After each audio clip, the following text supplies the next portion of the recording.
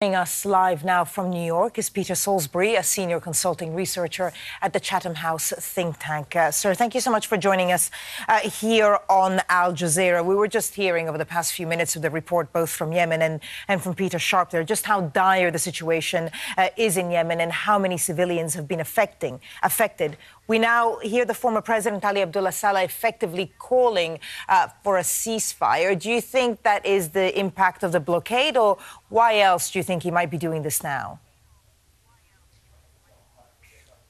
Well, what Saleh said today was, in effect, that he is splitting from his coalition with the Houthis, with this rebel group that took over Sana'a in September of 2014. And he's telling the coalition, let's have a ceasefire. You guys don't get involved in this right now. I'll take care of business here in Sana'a. I'll get rid of the Houthis, and then we can work on a deal. And what we're hearing is that this has been worked out through back channels previous to what's happened over the last few days, and that there is a deal in principle that people are willing to partake in. How realistic is this going to be, though, especially in light of the kind of comments we've already had from the Houthi leadership accusing the former president of great treason? Well, both sides have been pretty harsh in their rhetoric over the last couple of days. They've accused each other of being militias, somewhat ironically.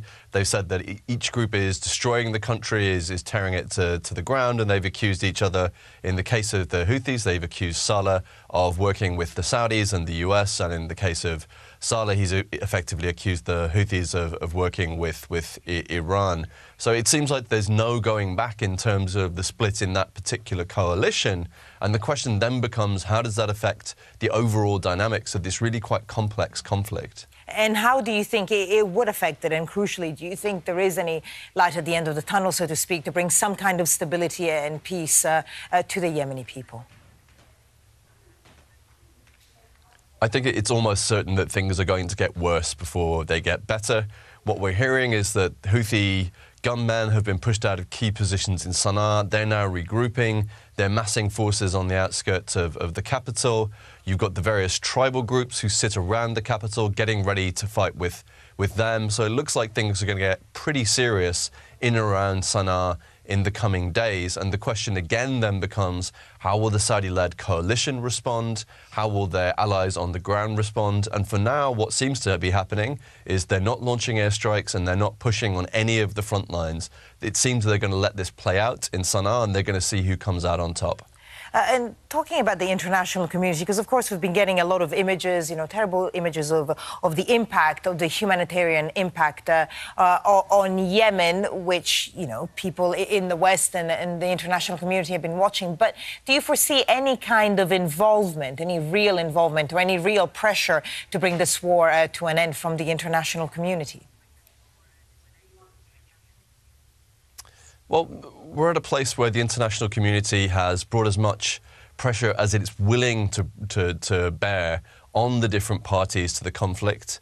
One of the key issues has been a lack of contact on the part of the UN envoy, as much as other international interlocutors, with the Houthis and with Ali Abdullah Saleh, with the former president. And to bring the conflict to an end, someone needs to speak to all the different parties on a regular basis. So it's not just about pressure, it's also about communication.